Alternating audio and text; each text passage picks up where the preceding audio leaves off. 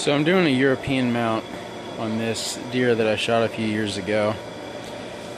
To tell you how we got to this point, actually the deer skull was fleshed and a small rope was tied around the antlers, and then we put it off of a dock on our lake, probably about 3 or 4 foot down in the lake, and the fish and whatnot kind of cleaned up all the meat and everything that was on the skull. But what I'm trying to do is just get the skull bleached white.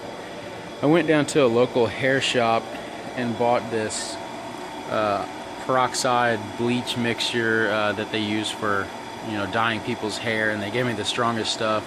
It was like a 40, not really sure what that means, but anyways, I'd seen some other people on YouTube use that and it worked real well, but I didn't have any good success, and I'm not sure if that was because this deer skull was a few years old and maybe it's stained from just from being sitting around for so long.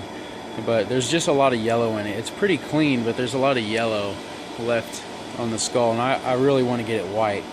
I did come in through here with some really long needle nose pliers and cleaned out all that cavity the best I could. It really makes it look a lot better whenever you have that open instead of having all that nasal cavity, real light bone matter. It just looks a lot more professional. So anyways, like I said, the hair stuff, it didn't work for me. So what I'm doing is I wrapped the base of the antlers with some saran wrap or some plastic wrap, and then at the base of that I wrapped some electrical tape around it. So I'm sure that's really not the best way to do it, but what I'm going to try to do is prevent this next method of bleaching from getting up on the antlers, and I don't really want to have to stain them. I want more of the natural look for those.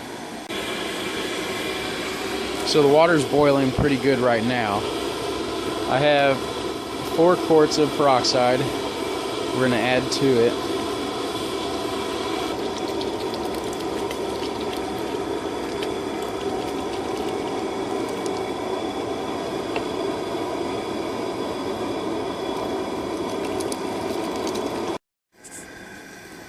Okay, so we got it back to a boil, and we're going to put the deer skull in, but one thing that you do want to watch out for is this front bone here, for the nose. It's kind of brittle or easy to break off anyway, so you want to make sure that you're not going to be setting it on there at the bottom where it's going to break off.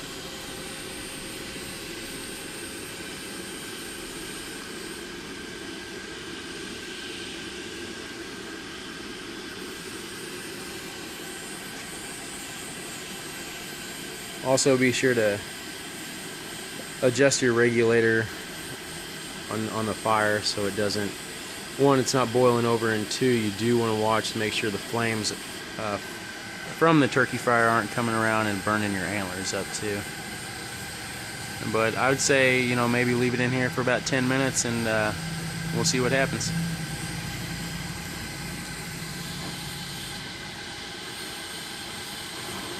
It's been about 5 minutes, and I noticed that the skull was maybe down in there a little too far. I didn't really want those antlers to get in there and keep them out as much as possible, so I did take a couple 2x4s just to set between the pan and the antlers, and it just brought the skull up just enough where it's still submerged, but it kept the antlers out of the water a little bit.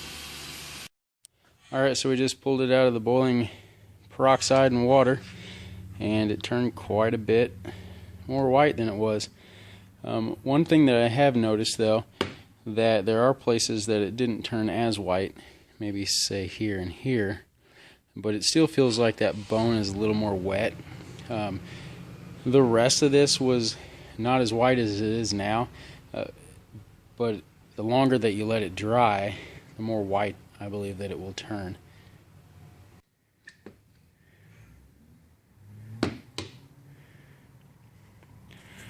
So now the next step is we're going to make the plaque for it.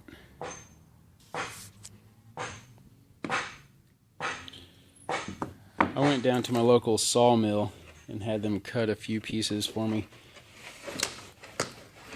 A lot of times they just have scraps laying around that they might even give you. So this is just some rough cut oak. I've got a piece here that probably measures around 3.5 by 2.5. And what we're going to do is we're going to put this under here, and we're going to cut it on the miter saw at an angle there. And then we've got this slab, and it's probably somewhere close to a 1/2 inch thick, maybe not quite 1/2 inch. This short chunk of wood on the miter saw here, and cut this block at an angle in half, so whenever the skull is mounted, it is at an angle. It's not mounted yet, but we want the angle to kind of where the deer head is tilted back like this. So, but what we need to do is, if you look down, you can kind of see that block. So we're going to take our pencil, just kind of trace around a little rough, and show us where we need to trim that off. Just so it doesn't have to be hidden perfectly, but just so we don't have a huge chunk of this wood hanging out there.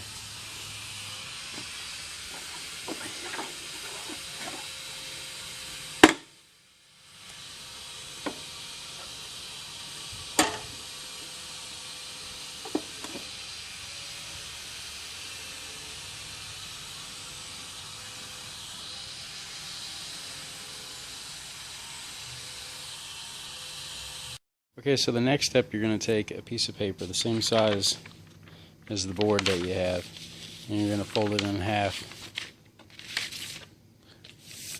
vertically or long ways, and crease it in the middle so you can see your dedicated middle. And there's all sorts of designs. I mean, you just look on the internet and see what you like. I'm going to try to attempt to do something like an arrowhead. Just kind of come around here with a curve and curve that way, put a paint can there, drew a circle around it, and just kind of cut some notches. But anyways, what you're going to do is, this is a symmetrical design, so whatever you do on half of it, you're going to fold it over. You're going to cut them both out at the same time. You're going to trace that onto your lumber.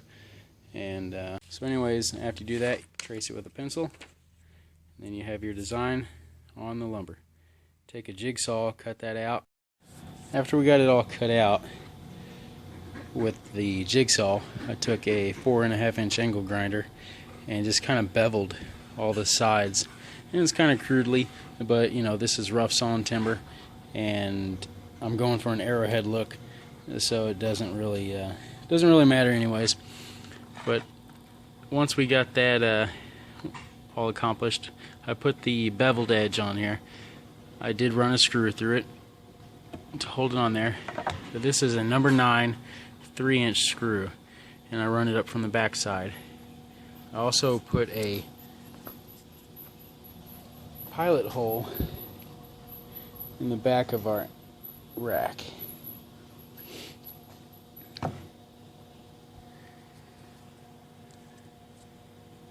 Right there. The same size as the shank on the 3-inch screw, the number 9 screw. So really it just depends what size screw you're using, is going to be for what size pilot hole. This is a really thick spot in the skull, so it's a good spot to drill through, but you don't want to over tighten it when you do tighten it, because you can crack that bone out. Alright, next step is we're going to coat the plaque with whatever you choose, but I like to use boiled linseed oil. It just gives it a real natural look. Dump a little bit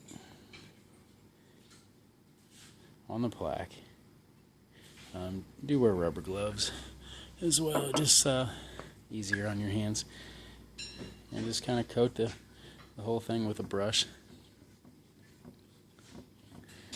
And after you're done with that, just kind of let it soak in for a day, and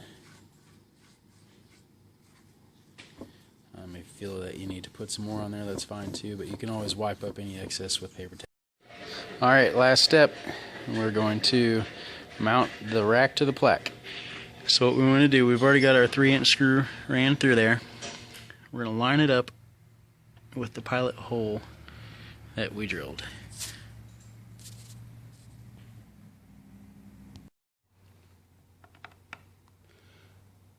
So you just want to get it snug, not over tight, because you don't want to break the bone.